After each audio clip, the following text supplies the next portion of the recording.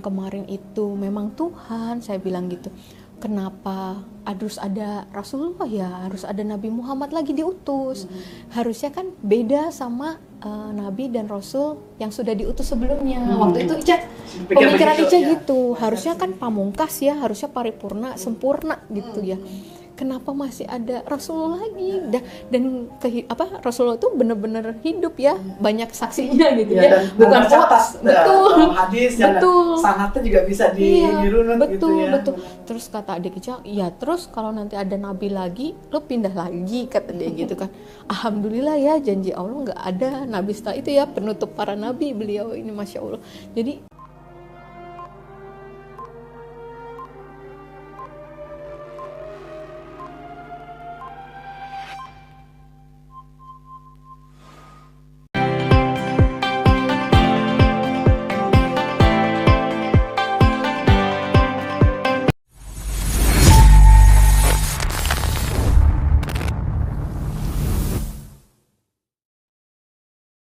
Assalamualaikum warahmatullahi wabarakatuh.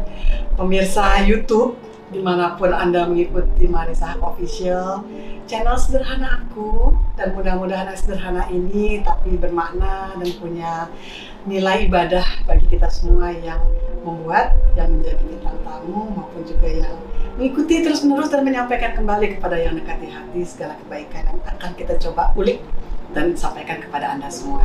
Nah, sekarang ini di samping aku ada kembaran aku. Karena aku kan Marisa, dipanggilnya Ica. Karena aku lahir duluan, kadang-kadang aku suka dipanggil ibu. Nah, di samping aku ini namanya Dr. Karissa. ya, dipanggil Ica. Ica juga, Ica 1, Ica 2. Kenapa 1? Lahir duluan. Lahir duluan. Nah, Dr. Karissa ini, atau aku manggilnya Dok Ica aja ya, biar nggak belibet gitu ya. Karena Ica tuh kayaknya lebih akrab gitu ya, lebih menjelaskan, lebih gampang diucap juga. Betul. Aku pernah mengikuti wawancara beliau. Ya, karena aku juga mengajar hukum selain bisnis, bicara mengenai pidana, visum dokter,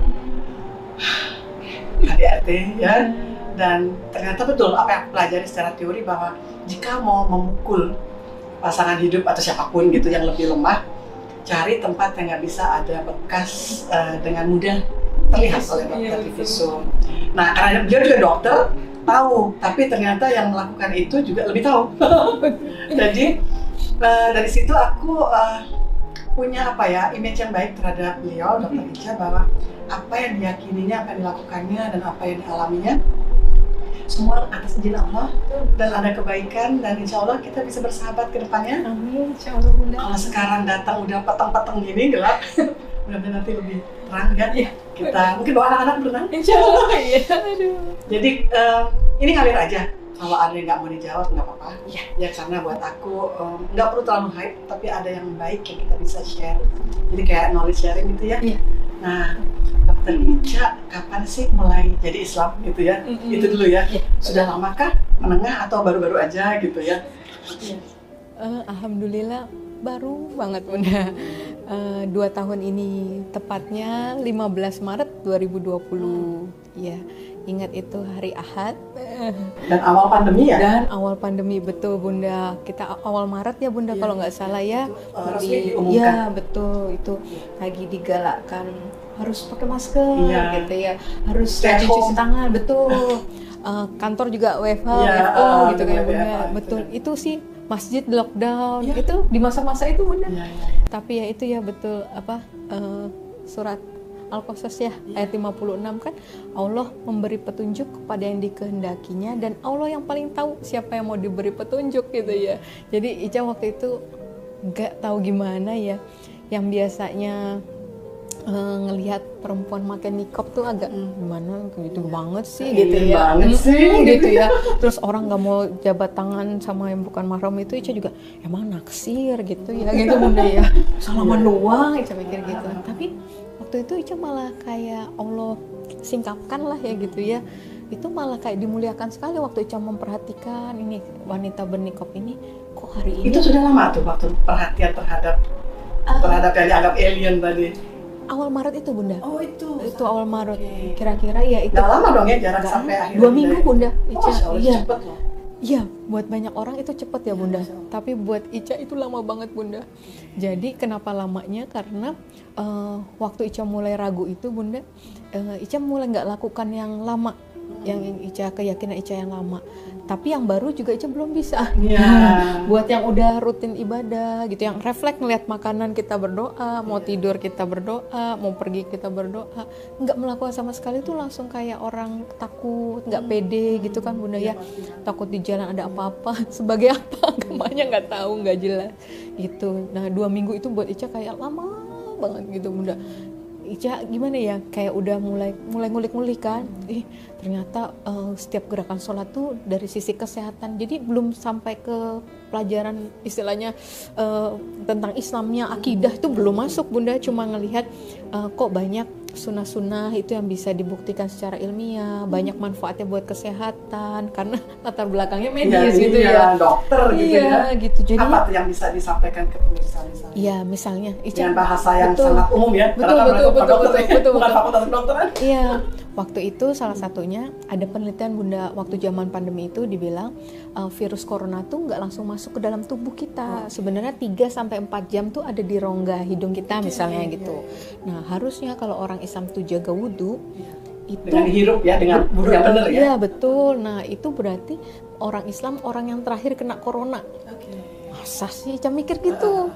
Coba Ica hitungin waktu sholatnya orang Islam, Ica mikir gitu. Waktu dulu taunya subuh tuh jam 5, zuhur tuh jam 12, oh kan lebih dari 3-4 jam, Ica pikir gitu. Ternyata ada duha gitu kan. Oh iya, tahajud juga ya. Iya betul. Kan kalau ke zuhur ke asar pas 3 jam lah, Ica pikir jam 3 ke 6 maghrib pas. Tapi maghrib ke isya cuma 1 jam. Isya ke subuh kan jauh lagi. Ternyata banyak sholat malamnya ya gitu kan. Oh iya bener juga ya gitu. Terus Ica mempelajari manfaat gerakan sholat. Ica pikir yang sujudnya aja kali yang bermanfaat kan ya. Oksigennya darah langsung ke kepala gitu, betul. Kalau itu masuk di akal lah ya. Tapi ternyata Bunda pas Ica kulik-kulik itu, dari berdiri sampai salam yang sekedar tolah-toleh ya Ica pikir gitu, semua ada manfaatnya secara kesehatan. Jadi Ica makin terpesona gitu ya, kok bisa sih ajaran yang dari berabad-abad lalu, belum tahu 14 abad lalu ya, mikirnya berabad-abad lalu kok inline sama sekarang ya gitu. Waktu itu seperti itu sih Bunda, sampai juga ada kepikiran waktu itu Ica diskusi sama adik Ica ya, dokter umum. Kalau Ica dokter gigi, beliau dokter umum. Dik kamu kalau baca referensi yang the latest one kan, saya bilang gitu dong. 5 tahun terakhir. Ya iyalah kata dia gitu kan. Ya iyalah Kak gitu kan. Nah kalau yang kemarin itu memang Tuhan, saya bilang gitu. Kenapa harus ada Rasulullah ya, harus ada Nabi Muhammad lagi diutus. Harusnya kan beda sama Nabi dan Rasul yang sudah diutus sebelumnya. Waktu itu Ica, pemikiran Ica gitu. Harusnya kan pamungkas ya, harusnya paripurna, sempurna gitu ya. Kenapa masih ada Rasulullah lagi? Dan Rasulullah itu benar-benar hidup ya, banyak saksinya gitu ya. Bukan hoax, betul. Hadis yang sanatnya juga bisa dirunut gitu ya. Betul. Terus kata adik Ica, ya terus kalau nanti ada nabi lagi, lo pindah lagi, kata dia gitu kan. Alhamdulillah ya, janji Allah nggak ada nabi setelah itu ya, penutup para nabi beliau ini, Masya Allah. Jadi di situ Bunda kira-kira antara lain yang menghantarkan Ica akhirnya tadi. Jadi akal yang membawa kepada hidayah. Iya, mungkin bisa dibilang begitu ya Bunda ya. Dan gitu pemikiran kritis ya untuk menyatakan bahwa yang terjadi dalam hidup ini memang sama gitu ya dengan apa yang dia, walaupun bahasa Quran kadang-kadang terlalu tinggi ya. Kita butuh hadis untuk mengejawantahkan sebagai contoh hidup Rasulullah hidup. Luar biasa ya. Nah, anak-anak gimana? Sehat? Alhamdulillah. Umur berapa sekarang? Yang pertama perempuan umur 10, kelas 5. Ya. Yang kedua umur 8, kelas 3 SD. Yang terakhir TKB umur 5, laki-laki. Itu malaikat-malaikatnya ya. Iya. Amanah dari Allah ya, insya Allah Bunda. Bentar lagi dapat ini nih, masa the growing pain nih. Iya. Itu udah dekat Bunda. Pada saat SMP terus mulai jatuh cinta. Begitu. Biasanya kalau anak perempuan nih, pengalaman aku pribadi, musuh pertama tuh ibu. Ibunya kayak nenek sihir. Malah musuh ya Bunda. Tapi nanti setelah melewati itu, yang dicari pertama kali ya ibunya gitu. Kembali jadi bersahabat tuh usia 20, 21. Harus katanya banyak teorinya belajar. begitu. Udah terbukti ya bunda? Iya. Tapi aku nggak punya anak laki, jadi nggak ada pembanding. Yang laki ya. Nah, pengen tahu nih tentunya pemirsa di rumah gitu ya. Kalau seorang dokter Ica yang demikian, masya Allah gitu ya pencariannya dan pembuktiannya secara ilmiah juga, hari-hari itu bisa diceritain ngapain aja. Dari bangun tidur sampai mau tidur lagi gitu ya, dengan kegiatan berdokter giginya gitu ya. Dan gimana masa-masa dokter Ica sekarang mendapatkan penguatan keilmuan yang tentunya harus mengejar lagi. Kalau kita aja yang lahirnya Islam begini modelnya telat mulu gitu. Kita dalam artian cemburu positif loh kepada para mu'alaf ini, masya Allah. Baru tapi hidayah yang kencang itu membuat jadi tiba-tiba ini bukan a step ahead, tapi very few ahead gitu loh.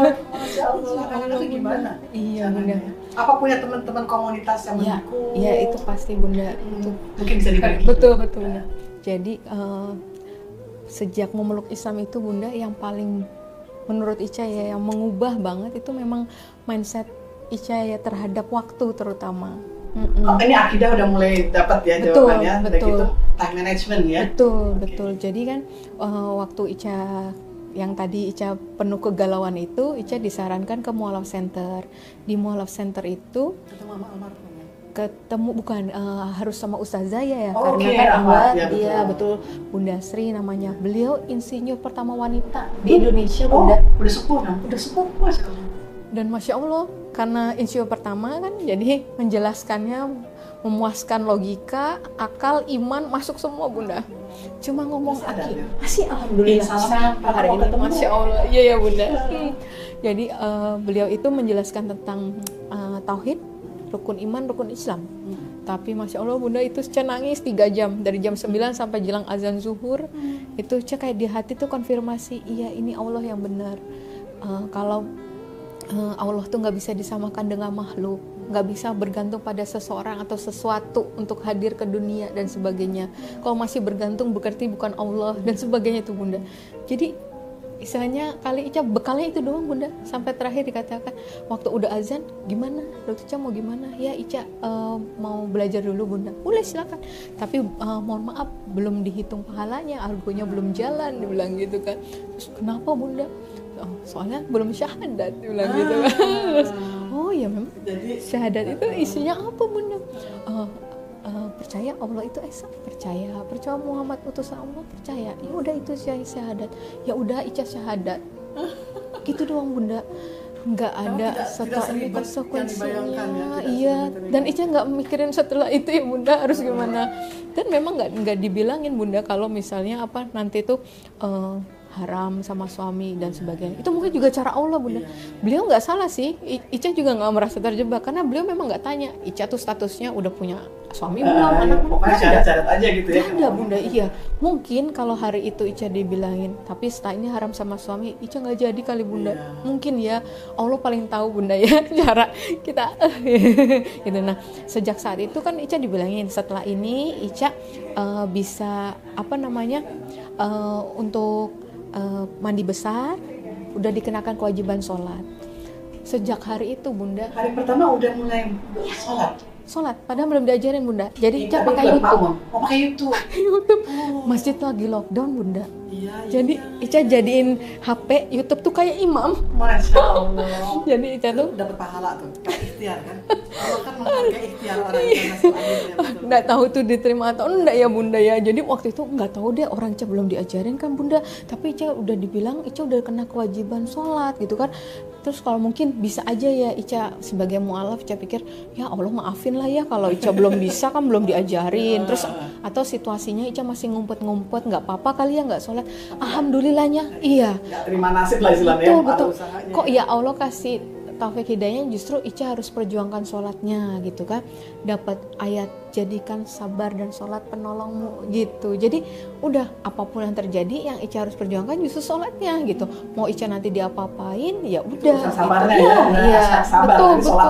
Betul. Nah itu bunda kalau bunda tadi nanya keseharian Ica, dari situ tuh langsung mindset Ica berubah. Ica tuh kayak hidup cuma dari sholat ke sholat. Itu dong. Persis bunda. Karena kalau dibilang hidup itu buat nunggu azan, cuma nunggu tuh, cuman kerja itu nunggu sholat gitu Bunda. Jadi itu yang Ica rasain juga seperti itu Bunda. Dan dari situ kayak nggak ada hal lain yang lebih penting dibanding sholat gitu ya. Jadi ketika kita punya masalah di pekerjaan, toh sampingan, nanti toh juga berlalu gitu ya. Masalah di keluarga, toh sampingan gitu. Ini yang membuat aku cemburu dengan Prabu Allah nih guys. Aku kadang-kadang kalau dalam pekerjaan itu ada masalah, aku masih emang aku kembalikan kepada Allah gitu, tapi masih lebih berat ngurusin kerjaan itu. Jadi cara ikhlas melepaskan itu kita perlu berteman. Sama sih Bunda, masih belajar juga. Buat saling menularkan karena ikhlas itu kan mudah diucapkan, tapi dalam praktek itu is not that easy. Iya, betul Bunda, betul. Gitu Bunda. Nah sejak saat itu tadi nggak ada yang lebih penting dari sholat, nggak ada yang lebih penting dari baca Al-Quran, nggak ada yang lebih penting daripada menuntut ilmu, belajar, kajian. Iya, apalagi itu ya Bunda. Aku masih tuh saitonnya tuh. Tapi kan Bunda berdakwah kan? Iya, Masya Allah. Itu juga amal soleh Bunda. Iya, nggak apa-apa Bunda. Nah, jadi itu sih Bunda. Nanya lagi nih Dokter Ica, ngajinya itu dalam sehari pasti selalu nggak? Iya. Jadi kapan tuh masa-masa ini kan perlu juga untuk kita betul. yang lahir dalam Islam, kadang-kadang sehari itu bisa loh kita luput nggak ngaji. Karena kita ngerasa ih surga udah pasti nih, belum tentu juga langsung. Iya, jadi Ica tuh pernah dengar kajian. Mohon maaf banget Ica lupa. Waktu itu belum kenal nama ustadz ya Bunda. Jadi waktu itu alhamdulillahnya waktu itu Ica kok dia denger kajian ini gitu ya, bahwa jangankan seminggu kamu nggak baca Al-Quran gitu ya, sehari aja kamu nggak baca Al-Quran itu azab loh. Itu Ica langsung jep gitu Bunda. Betapa ruginya ya. Ya gitu ya. Dan aku mendengar ini dari seorang mu'alaf yang mengejar ketertinggalannya. Sesungguhnya kami pun yang lahir Islam, kita tertinggal loh. Iya Bunda. Jadi Ica sih ngerasanya justru Ica mengejar ketinggalan. Ica kan berarti di umur 36 tuh Bunda dapat hidayah itu ya, tahun 2020, sekarang Ica tinggal 8. Nah sejak saat itu tadi Bunda Ica coba atur, kan belajar sedikit-sedikit tuh Bunda, apa ya sunnah waktu bangun tidur tuh harus mulai dengan apa gitu ya. Mulai misalnya dari Ica startnya dari tahajud ya, misalnya dari tahajud, terus abis itu Ica zikir. Nah terus abis itu kalau masih nunggu subuhnya belum datang juga Ica baca Al-Quran dulu. Dan biasanya di antara tahajud ke subuh itu Bunda banyak dapat surat cinta dari Allah itu. Dengar, ulang lagi sekali lagi. Itu poinnya tuh, kalau kita mau dapat ridho Allah yang optimal adalah masa-masa dari tahajud ke subuh itu Bunda. Itu saat lagi tidur enak-enaknya loh. Saya di situ kan. Iya. Tapi itu ya Bunda. Wahai aku manusia berselimut. Ica dari Isya itu udah diniatkan Bunda. Kan Ica nanti jadi alarmnya dari malaikat ya? Iya, insya Allah mendahului alarm. Alarm tetap pasang Bunda, tapi seringnya terbangun sebelum alarm. Itu kita percaya bahwa ada malaikat tuh dalam hidup kita yang mencatat dan membangunkan juga bernyawat nyawa. Iya, dan Ica pikir kan tahajud itu kita datangin Allah gitu ya, tapi sebenarnya kebalik itu justru panggilan Allah buat kita. Jadi ketika kita kebangun itu alhamdulillah. Iya. Memeluk ya. Iya, gitu Bunda. Jadi dari mana nih pelukanku gitu ya. Jadi kayak kita ke tanah suci itu kan dibilang bukan kita yang ke sana, kita memenuhi panggilan yang Allah ya. Jadi ketika tahajud itu Ica bisa tahajud tuh langsung alhamdulillah dibangunin tahajud ya Allah. Dari Isya itu udah berniat. Ya Allah, bangunin Ica ya nanti gitu ya. Tapi Ica tetap jaga-jaga kalau Ica enggak kebangun. Iya tetap Ica gitu. Terus Ica qiyamul lail dulu Bunda. Abis sholat sunnah setelah Ica sholat dulu juga. Kalau Ica nggak kebangun, Ica udah qiyamul lail 2, sudah witir. Ica sudah gitu dulu Bunda, jaga-jaga jadi nggak hilang semuanya gitu Bunda. Kalau bangun-bangun pas subuh kan, waduh ruginya banyak Bunda. Jadi Ica double backup. Gitu Bunda. Ini loh, kita Islam nggak begini loh. Gitu Bunda, jadi ya itu nggak tahu ya Bunda, itu alhamdulillah itu. Terus setiap Ica ya sedikit taunya apa ya baru Ica lakukan. Belum tahu waktu dulu, belum tahu ada sedekah subuh, tapi setelah tahu insya Allah diniatkan gitu, disiapin kalengnya ya, karena kita perempuan nggak ke masjid, nggak ketemu orang mungkin ya. Ica siapin tempatnya gitu emang buat di situ gitu. Aku niatkan, ya Allah, sedekah subuh ini iya mudahkan urusanku ya Allah gitu. Dekatkan aku sama Engkau gitu Bunda. Berikan keistiqomahan gitu Bunda. Terus udah terus Ica ingat-ingat harus apa aja, zikir-zikir tadi ya Bunda. Kayak gitu. Terus itu waktu terbaik juga untuk tadi ya, baca Al-Quran sebelum subuh sama sesudah subuh tuh. Nah, ini pertanyaannya, anggap ini awam. Emang nanti ketika habis subuh mau kerja, nggak ngantuk di tempat kerjaan? Nah, gitu kan. Ini pertanyaan, maaf bodoh betul. Tapi mungkin pertanyaan yang terdengar remeh ini justru ingin diketahui. Betul Bunda. Sama Ica juga mikirnya gitu kan Bunda. Nggak ngantuk betul, gitu ya. Bangun jam 2, jam 3 gitu kan Bunda. Terus lanjut ya kalau enggak. Soalnya Ica pernah ngetes Bunda, Ica pernah tes semuanya. Pernah Ica habis tahajud, Ica tidur lagi gitu ya. Subuhnya yang kesiangan, sunahnya dapet, wajibnya nggak dapet ya. Maksudnya ya tetap bangun, tetap sholat, cuman ya udah terang lah Bunda ya, udah 5:30 gitu kan, udah jam 5 gitu. Sayang gitu kan kalau kita dengar azan kan, Masya Allah ya, jawab azan, kita doa setelah azan gitu kan. Terus azan ke iqomah itu katanya mustajab ya, itu kalau dilewatkan sayang banget gitu kan. Jadi itu Bunda, Ica udah pernah nyoba ngetes, wah pokoknya berarti Ica gak bisa nih kalau habis tahajud Ica tidur lagi gitu. Dan memang Bunda, kan memang sunahnya itu sebelum subuh tuh kan kita justru mandi ya Bunda, mandi sebelum subuh, betul. Nah kalau dipikir dingin apa gimana, betul. Terus juga ternyata Bunda, Ica itu praktekan waktu Ica di pesantren Bunda, itu yang pesantren Umi Iren itu tuh, Ica mau nggak mau mandi sebelum subuh, karena pas habis selesai subuh, zikir pagi, Ica tuh harus berangkat kerja. Jadi tetap PP Jakarta Sentul waktu itu. Alhamdulillah 3 bulan di sana dengan kondisi seperti itu, flu pun enggak Bunda, enggak sakit sedikit pun. Jadi guys, ini intisari dari kepasrahan total kita pada Allah Azza wa Jalla. Melakukan semua yang wajib, terus juga sunnahnya, dan membersihkan diri di saat yang tepat, dan kita menjadi imun terhadap hal-hal yang pada saat orang-orang menganggap ini wabah, kita terbersihkan. Makanya Masya Allah. Niatnya cuman mau menaati ya sunnah Rasul, menaati perintah Allah gitu ya, mendapat keberkahan, mendekatkan diri sama Allah, tapi bonusnya banyak gitu Bunda. Jadi Dr. Ica, banyak sekali yang ingin aku ulik ya, tapi aku kepengen kita ketemu lagi nih. Ya, Insya Allah. Baru sampai subuh doang nih Bunda ya, belum sampai tidur malam lagi. Belum lagi bagaimana harapan tentu diri sendiri ya. Nah setelah itu harapan kepada anak-anak, mungkin keluarga terdekat, ibu ya kan, nanti kita bikin beberapa kali pertemuan ya. Insya Allah. Dan Insya Allah dalam kanal YouTube aku ini bukan soal yang hype itu ya, yang heboh-heboh.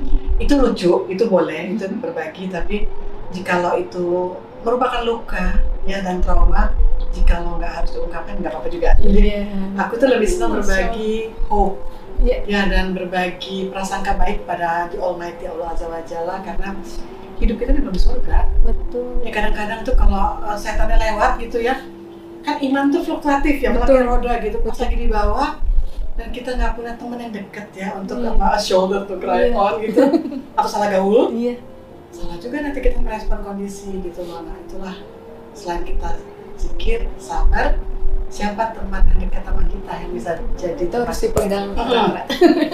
Dan saudara itu nggak harus lahir dari rahim yang sama. Ada hubungan darah ya, ada orang yang lahir dari hati.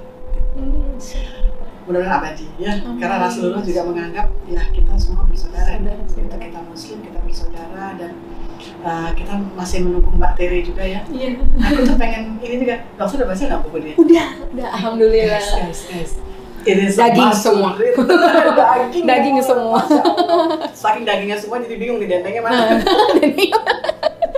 Terus sampai ditandain semua kan iya, Bunda. Tapi rasanya aku mesti baca ulang lagi. Tapi inti dari semua ini semua bagus kan, daging semua. Ada yang super duper dagingnya itu, apa sirloinnya yang Kobe. Kalau halal dan mahal tuh Kobe ya dari Jepang. Itu tadi Anissa 171 dan 157. Itu yang waktu aku belajar mengenai kemu'alafan, karena nenekku kan mu'alaf yang bercerita, aku luput. Jadi aku baru tahu, oh ini jawabannya Quran surat An-Nisa. janganlah berlebih-lebihan wahai kaum gitu ya. Janganlah janganlah tidak yakin terhadap siapa yang disalib gitu ya. Karena mereka yakin gitu loh. Kalau kita nggak yakin, udah tertulis. Iya, betul, Masya Allah. Kita tunggu nanti ya bersama si penulis buku yang bikin aku nih. Dan jadi episode yang berbeda. Tapi Dr. Ica, makasih banget. Terima kasih Bunda ya. Teman-teman dan keluarga yang mendorongku datang ke rumahku yang tidak ada studio ini, tapi begini. Masya Allah, ini rumahnya Masya Allah. It's my mom ya, Mika orang Jawa Timur ya, masih saudara jauh dari The Gus Dur. Oh iya. Ini Ibu Ikang gitu ya. Dan ya gitulah. Ini Sultan ditaruh. Sampingnya Marisa Hatun.